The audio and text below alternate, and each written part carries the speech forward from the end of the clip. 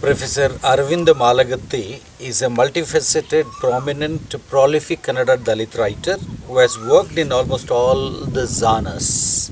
His works have been translated into English and into many of the Indian languages. His autobiography, Government Brahmana, is made into a film. Karya, the novel, has been published by Penguin. Now I am going to read a poem entitled Who One Came to Grand Boon, which is taken from a collection called Silicon City and the CUCKOO, published in the year 2003. This poem I like because the way in which the poet presents the figure of a god.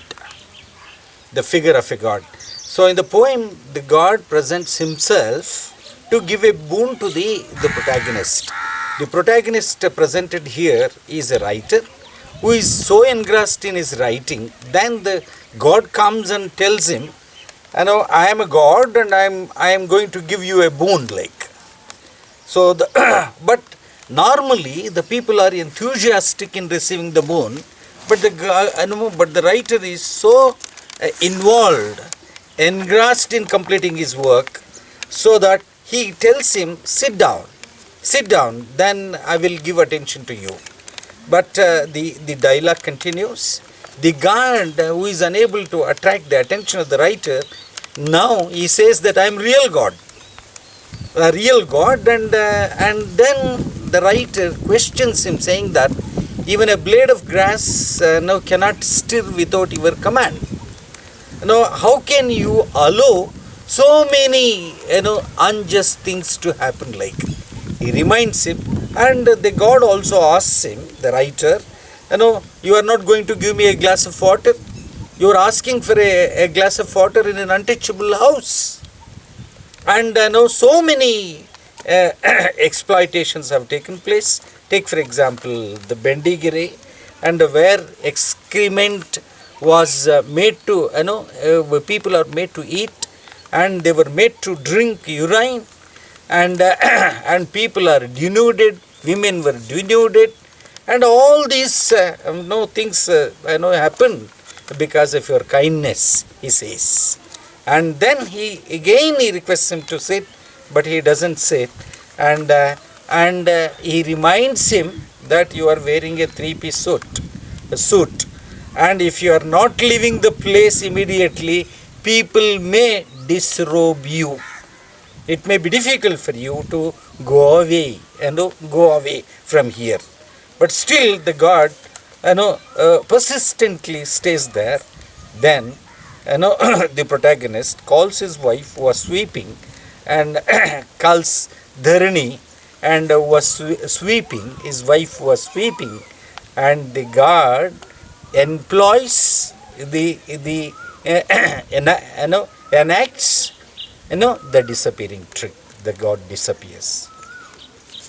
The way in which the writer takes up the topic and marshals it, it's a marvelous thing. It is throughout the poem what you see, a paradoxical stance of the writer. So this is one of the reasons why I liked this and selected this poem. Now I am going to read the poem. The title of the poem is One Who Came to Grant Boons. Somebody greeted with Namaskar. I raised my head and showed the chair. He did not sit but continued to stand. I raised my head again, showed him the chair with my left hand without moving my right hand, which stuck to the white sheet holding the pen. He still stood there. I told him, 2 minutes, I will finish. Be seated, please. He broke his silence and said, I am God. Like a typical Mysorean, I told him, it is okay, sit down. He changed his tone and said, I am the real God. I am satisfied with your penance. You may ask for a boon. His dress did not resemble the costume worn by the calendar gods. It did not look like my dress either. He was wearing a full suit. He had a leather bag, oil smeared on hair. His black shoes were shining, a multicolored tie around his neck. He had combed his hair backwards, a veritable representative of the 21st century liberalization. I stared at him once and said, "I am writing, don't bother me." God started drawing the chair slowly. "Don't take the chair," I said. God smiled gently, began to sit down.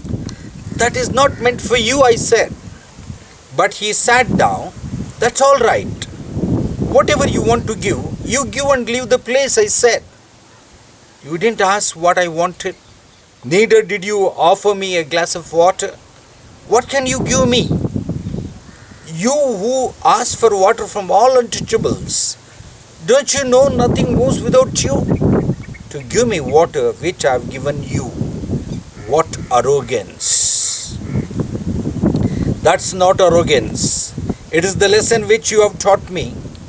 I know without your mercy not a blade of grass stirs. Your kindness it is that made my people eat excrement and drink urine in Bendigiri and Datturu. Outcasting men, disrobing women, taking them in a procession, all this and much more is a result of your kindness. Please leave this place at once." God's face turned pale as if he had eaten excrement. He tried to pacify me. "I don't want all that. Leave at once," I said. "I came here to grant you boon," he said. "What do you have to give? If those who do not have clothes disrobe and snatch your clothes, you may find it difficult to go back. Please leave right away." I saluted him. He continued to stand. My wife was sweeping the floor. I called her Dharani loudly. God vanished in a jiff. I got myself again involved in my work.